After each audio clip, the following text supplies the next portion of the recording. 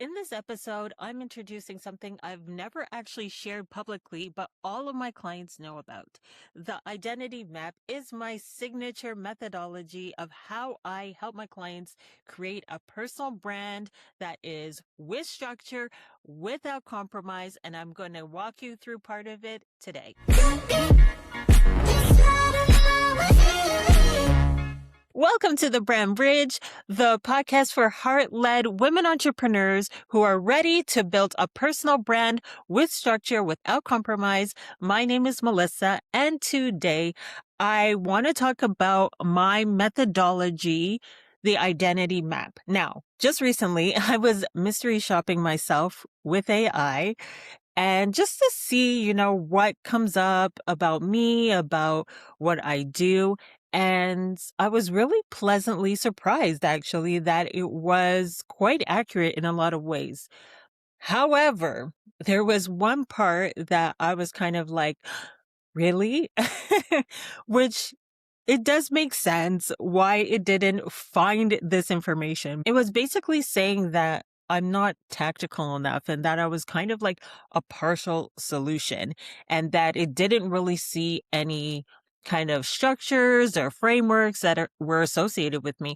And I felt so bad because I have a very specific process that I go through with my clients, and all of my clients know this, but it made me realize that I don't publicly talk about this, which is kind of funny because I'm always telling you guys that you need to share your perspective, you need to share your point of view, and you need to share your approach.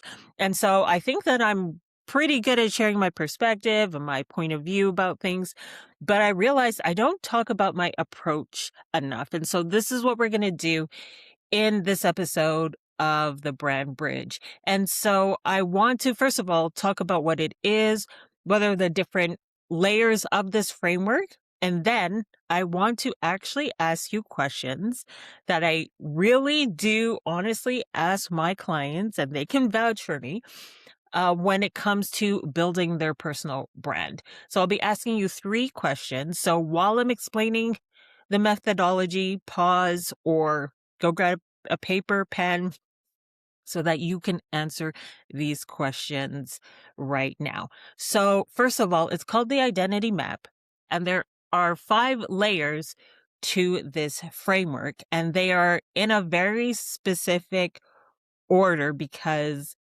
if any of these are out of order, if you do them in the wrong order, you're not going to get the results that you want. So it's a very specific framework and a very specific structure that has been blossomed from just having experience working with my clients, working at different marketing agencies, branding agencies, and taking the expertise of mentors and people who have done incredible things and worked with incredible people. I don't even think I'm allowed to say some of the people that I was exposed to. But anyway, and so it's a 5-step, very specific framework, and it goes like this. So it's identity, positioning, presence, calling, and then expression. So those are the 5 layers that I go through with every client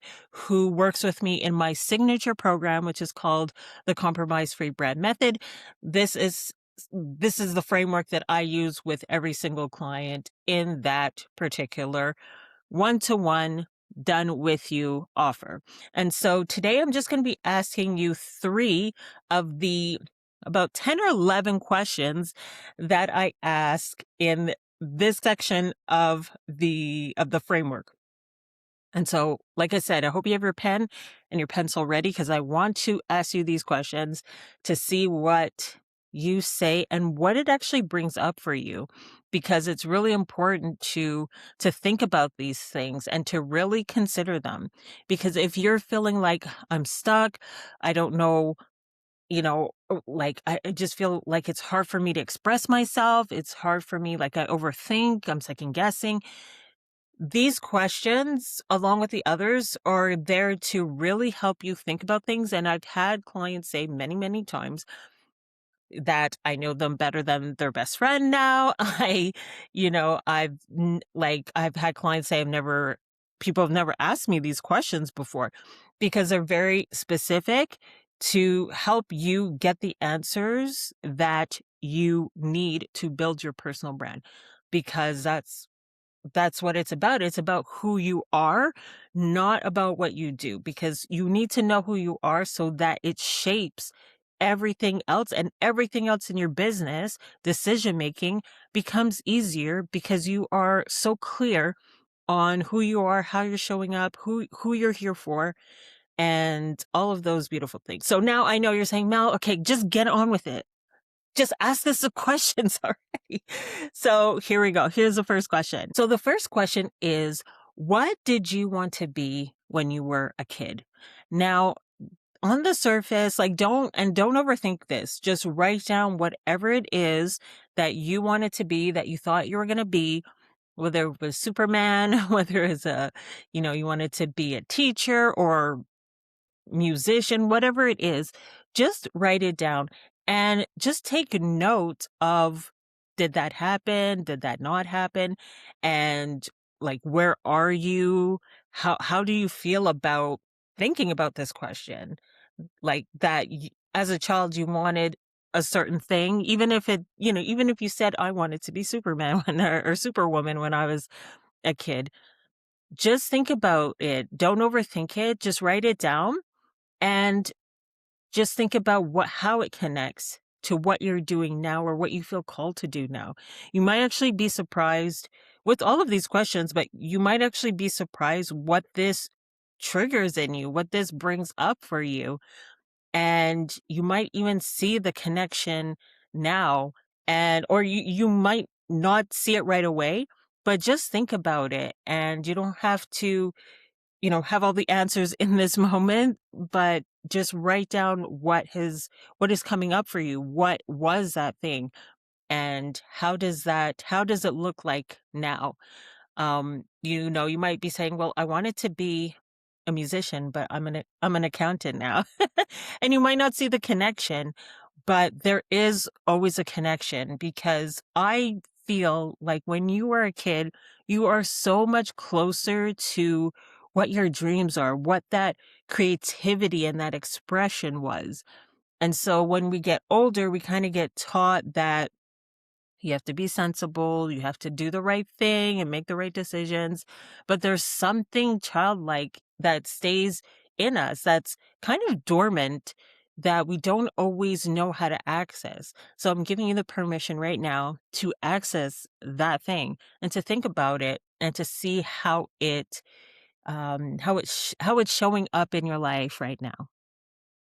The second question is about a transformation that happened in your life, the before and the after.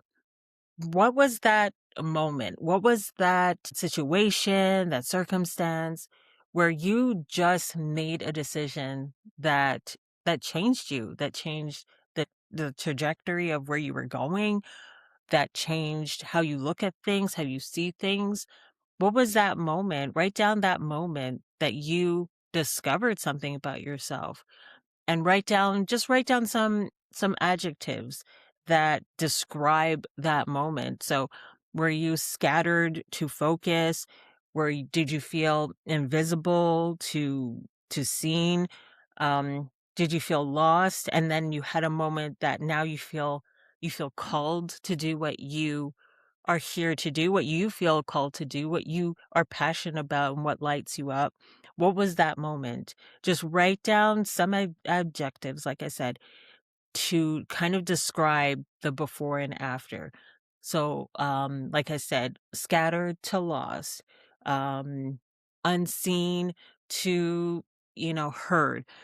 Write them down and see how you feel about them and what it's bringing up for you, and what you maybe haven't even noticed about yourself before, or haven't noticed about that moment of transformation. What is it bringing up for you? Because in that moment, it probably equipped you to do the thing that you feel called to do. And that right there might even be the heart of your brand? The third question is, what do you want to intentionally be paired with? Now, when you're building a brand, when you're building a personal brand, there are certain things that you should consider that you want to be intentionally paired with, and things that you do not want to be paired with. And this really helps with decision making. This really helps to know how you're showing up and where you're showing up and who you're showing up for. Because it's true that somebody might approach you and they might have a lot of money and they might come to you and say, "Oh, I would love to have your brand collaborate with mine. And, I'll pay you this much. I want to sponsor you."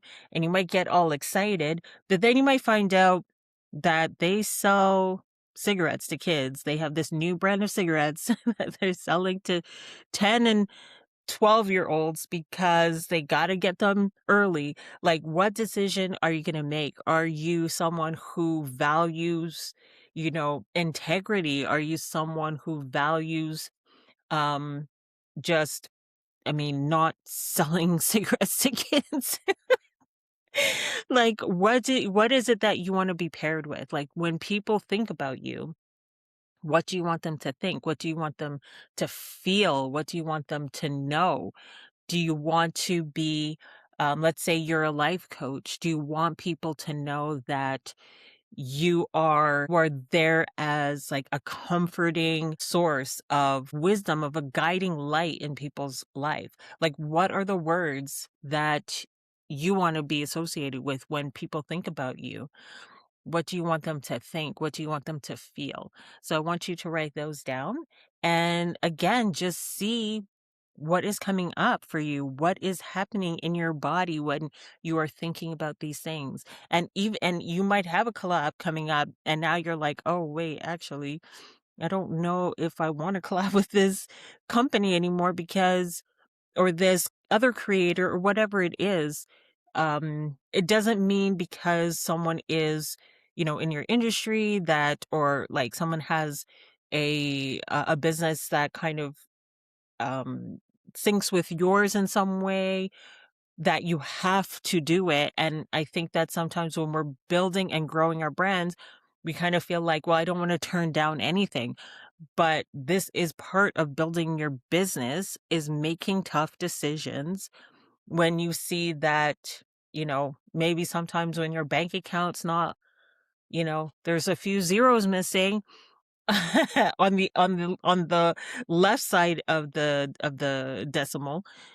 It might make you feel a certain way, but you have to remember that when you take something, it means that you don't have space to hold something else. So if you're holding the wrong thing, you're not giving space for the right thing to happen, the right thing to come, because the wrong thing will keep you overwhelmed, will keep you stressed, will keep you feeling a certain way, and that's not what you want. You want to be able to have the capacity to hold the things, to make the space for the things that you love, that you're passionate about, that fires you up, that your heart and your mission and your vision is for.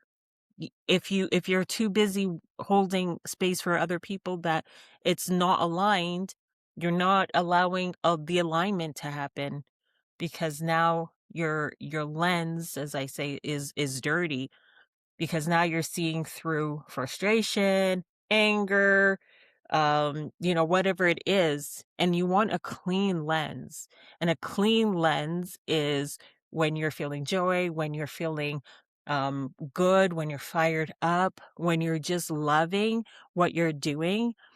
That's a clean lens, and that's how you want to make decisions, from a clean lens.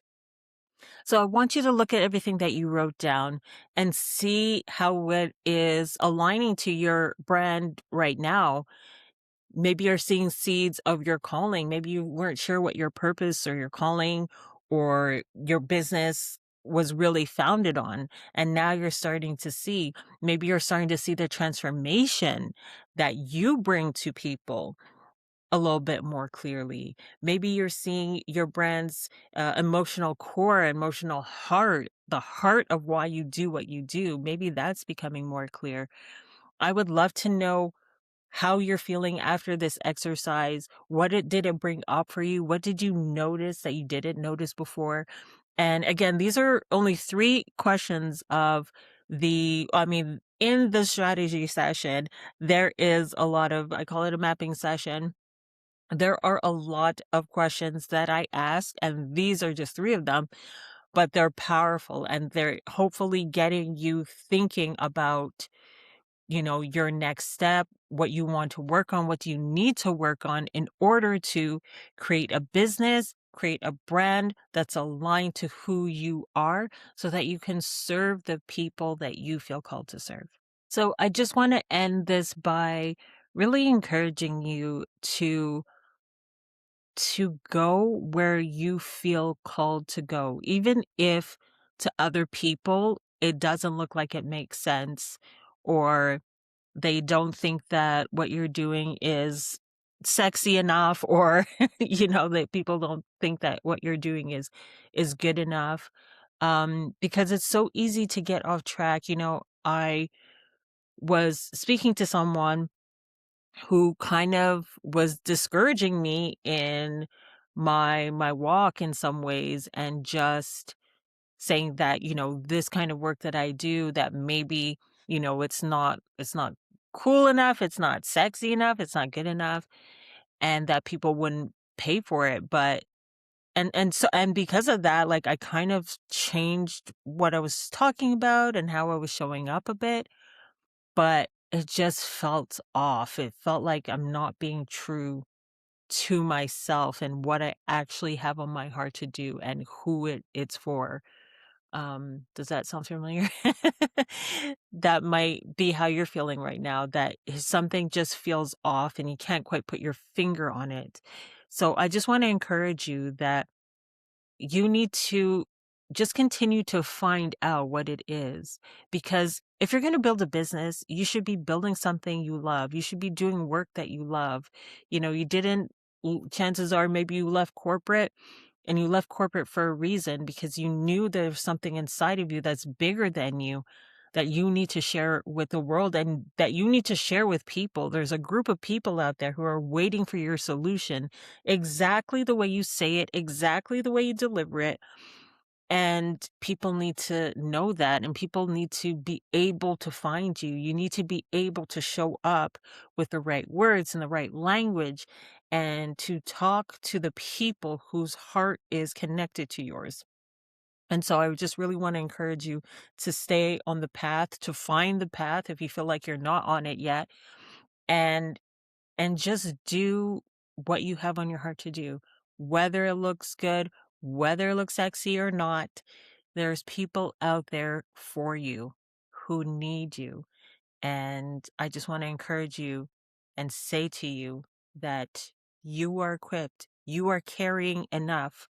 You don't need anything more than what you have right now.